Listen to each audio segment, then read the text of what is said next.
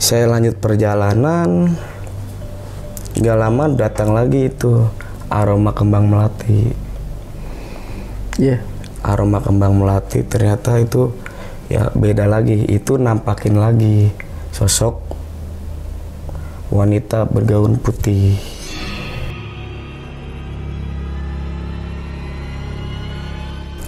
Assalamualaikum pemirsa, kembali lagi di channel Wali Misteri.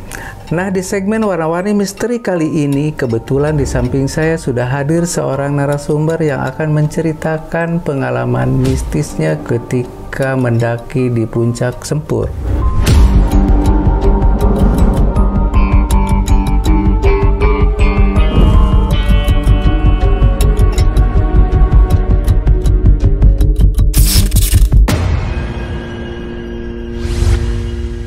Nah, seperti apa ceritanya? Mari kita sapa. Apa kabar Kang Ahmad? Alhamdulillah baik, Kang. Nah, Kang Ahmad, katanya Kang Ahmad dulu pernah pengalaman mendaki ke Puncak Sempur ya? Iya. Dan ceritanya katanya pernah diteror oleh makhluk halus. Tahun berapa pada waktu itu, Kang? Ya belum lama juga sih, baru kemarin-kemarin, ya 1 bulan yang lalu lah. Ya dari situ teman-teman saya ya yang belum ke Puncak Sempur pada ngajakin saya. Ya mungkin karena penasaran atau gimana. Pada waktu itu ya udah saya ajak dengan jumlah 15 orang. Ya. Terus saya mendaki, sebelum mendaki ada seseorang yang nanya mau kemana. Ya mungkin mereka takut karena jalur itu jalur bahaya. Ya saya nanya, ini saya mau ke arah ke Curug Cikolengkang, tempatnya Puncak Sempur. Di saat itu dia bertanya lagi pada rombongan saya, ada pemandunya nggak? Oh saya nggak ada, tapi ada yang kenal. Oh ya udah silakan masuk, hati-hati. Ya segitu saya masuk, jalan mendaki. Belum lama saya jalan sama rombongan saya. Itu aroma kembang melati itu tiba-tiba muncul. Tiba-tiba muncul, kenceng. Datang sosok makhluk tinggi hitam. Saya nggak tahu apalah ya. Saya abaikan. Tiba udah jalan jauh, teman saya bilang, saya mencium bau melati. Ya udah, kata saya, udah nggak apa-apa, udah biarin aja, diemin aja. Pada waktu melihat makhluk halus atau sosok makhluk halus itu, apa semua orang melihat apa tidak itu? Ya saya nggak tahu ya mereka ngelihat atau cuman mereka mencium aromanya aja. Tapi saya benar-benar ngelihat sosok itu kebarengan sama kembang melati. Ya, saya lanjutkan perjalanan. Itu sosoknya seperti apa itu? Dia tinggi hitam, ngebelakangin, tinggi hitam. Jadi ya pokoknya di pinggir kita. Di situ ada gubuk, udah nggak kepake, udah roboh. Ya udah ya, saya daripada saya bilang ke yang lain, mending saya lanjutin ke perjalanan. Tapi diri saya ya saya istighfar, baca astagfirullah gimana, biar yang lain nggak takut. Kalau cerita saya tenang. Saya lanjut perjalanan, gak lama datang lagi itu aroma kembang melati. Aroma kembang melati ternyata itu ya beda lagi. Itu nampakin lagi sosok wanita bergaun putih. Dari situ saya, mungkin itu cuman saya seorang yang lihat ya, karena yang lain pada ngobrol, pada apa, nggak ada yang lihat lagi. Ya saya cuek lagi karena nggak mau melihat teman-teman saya takut. Soalnya kalau di gunung gitu, kalau ada yang lihat lebih baik kita diem, jangan diceritain di tempat, berbahaya. Takutnya saya cerita ke teman saya takut, jadi teman saya yang diambil. Itu sudah banyak di pegunungan yang lain. Saya terus mendaki sampai akhirnya saya sampai di tempat camp, tempat dimana saya beristirahat. Di situ saya udah membagikan tugas kepada teman-teman saya. Ada yang masak, ada yang bikin tenda, ada yang mau mandi. Itu udah ada kerjanya masing-masing. Di situ saya lagi beresin tas anak-anak yang lagi masak, yang mandi. Saya ngerapihin di gubuk. Ternyata itu ada sosok wanita cantik yang tiba-tiba ada di depan saya. Dari situ teman saya ada yang bilang, kenapa?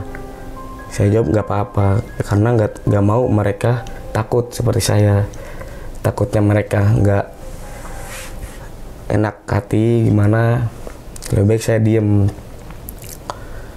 Udah gitu saya langsung ikut bikin tenda, ngebantu teman-teman saya. Yang udah mandi udah bikin tenda, yang masak udah mau selesai. Nah, saya masak udah beres, udah masak. Terus otomatis kita makan semuanya, 15 orang itu. Udah makan, otomatis kita, rombongan kita ngopi, ngerokok, nikmati ya dinginnya malam. Kenapa tiba-tiba ada seekor ular? Ularnya mah emang gak gede, tapi berbentuknya segitiga, corak di badannya. Itu ular, ya maksudnya ya mungkin itu, saya berpikir mungkin itu karuhun kita atau gimana. Saya berpikiran baik-baiknya aja lah gitu. Positif lah itu ya. Biar teman-teman saya juga nggak takut. Terus kenapa yang saya herankan, ular itu muter-muter saung doang, nggak pergi kemana-mana. Padahal sama teman-teman saya itu udah diusir, maksudnya jauhin dari tongkrongan kita sama kumpulan kita. Malah dia muter-muter, udah 5 kali puter, dia pergi ke salah satu jurang.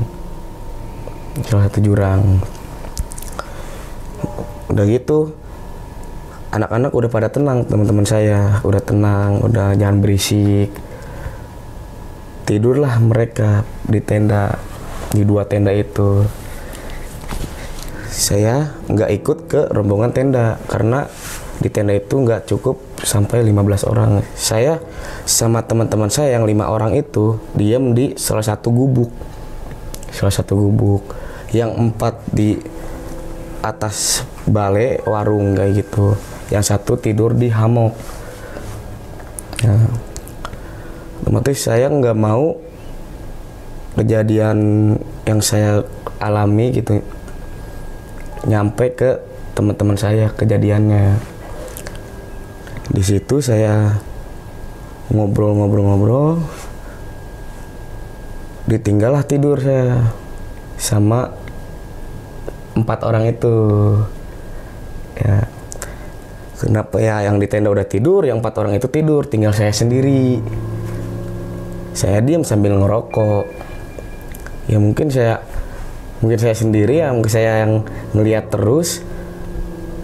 Datang lagi itu wanita itu, makhluk itu datang, tapi berwujud beda. Wujudnya seperti apa? Hitam. Awalnya kan cantik, tapi itu dia wujudin ke depan saya lagi, hitam matanya, mukanya pokoknya hitam semua, rambutnya panjang sampai ke pantat. Itu dia awalnya dari WC. Kenapa kesini dia makin ngedeket. Otomatis saya mau lari gimana, gak bisa ninggalin yang tidur, yang di tenda udah di dalam. Jadi saya bingung. Ya udah saya diem. Saya nggak mau ada yang kenapa-napa. Saya diem, lebih baik saya yang bacaan istighfar gimana. Dan akhirnya dia pergi, nggak tahu kemana. Jadi saya diem, ya udah saya masuk ke tenda berikutnya. Udah masuk ke tenda, ada suara langkah kaki di situ. Loh, siapa? Padahal udah pada tidur. Saya cek, saya juga takut, tapi dengan rasa penasaran, takutnya apa binatang gitu apa. Saya cek keluar, tenda sebelah saya udah pada tidur. Di tenda saya udah pada tidur. Saya keluar lagi lah, nyamperin yang di gubuk. Udah gitu, nggak ada apa-apa. Udah, saya takutnya ada kenapa-napa sama teman-teman, jadi saya yang melek gitu, yang begadang. Jangan tidur semua, soalnya di hutan bebas kayak gitu masih banyak bangsa binatang-binatang buas. Kayak contohnya kayak babi, monyet sama macan itu ada di situ. Jadi saya ngeberaniin diri, ngecek teman saya yang di gubuk, ngecek tenda sebelah. Alhamdulillah nggak ada apa-apa. Saya masuk lagi ke tenda. Selang setengah jam, teman saya yang tidur di hammock, yang di gubuk, tiba-tiba berteriak, "Astagfirullah!" Langsung lari dia menuju tenda saya. Sudah gitu, saya tanya kenapa, dia bilangnya dingin. Mungkin dia gak mau cerita, ya seperti saya gak mau cerita ke temannya lagi, takutnya terjadi apa-apa. Sudah gitu, saya keluar. Tendanya kan gak cukup, jadi saya keluar. Saya ngerokok ngopi. Udah jam 4 lewatan lah, setengah 5. Yang lain pada bangun, ada yang masak kopi. Saya tanya itu kenapa pagi-pagi, malam kenapa? Ternyata teman saya baru bilang pagi. Ternyata hammocknya ada yang ngayun-ngayun. Oh. Ngayun-ngayun. Ya saya juga merasakan apa yang dia rasakan gitu. Ya jadi otomatis rombongan saya kumpulkan. Dari itu sudah mandi semuanya, sudah prepare, udah kumpulin sampah yang ada di bekas kita. Saya bawa turun lagi ke bawah. Karena saya sama tim memutuskan untuk pulang, tidak menginap 1 hari lagi. Saya memutuskan pulang ke bawah. Pas di bawah, turun ke bawah, ada sosok seorang bapak-bapak yang nanya,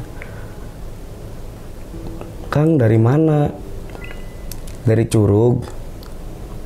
"Oh nya Pak," gitu. "Hebat gitu," kata seorang bapak-bapak itu. Ya mungkin saya bilang, "Ya alhamdulillah Pak," gitu. Dia bilang lagi, soalnya nggak ada yang berani malam-malam ngelewatin jalur itu. Saya berarti terkenal angker ya di lokasi itu, berarti terkenal angker. Iya, ya. Jadi binatang buas sama makhluk-makhluk goib gitu masih rawan, masih ada gitu, banyak. Bangsa kayak babi kayak gitu, monyet, macan. Jadi yang datang ke situ otomatis bawa pemandu dari situnya, pengarah jalan. Sudah saya ketemu bapak itu, saya kembali ke area parkir di puncak tersebut. Jadi artinya setelah itu memutuskan untuk pulang ya, iya, untuk tidak pulang. melanjutkan perjalanan camp ya. Oke. Terima kasih Kang Ahmad sudah bisa berbagi dengan kita. Dan nah demikianlah pemirsa pengalaman mistis yang dialami Kang Ahmad ketika mendaki ke puncak Sempur. Dan Jangan lupa kepada pemirsa yang belum subscribe, dan yang sudah, saya ucapkan terima kasih. Dan jangan lupa juga like, komen, dan share. Saya Walim Nur Hadi, pamit undur diri. Sampai jumpa di segmen cerita mistis berikutnya.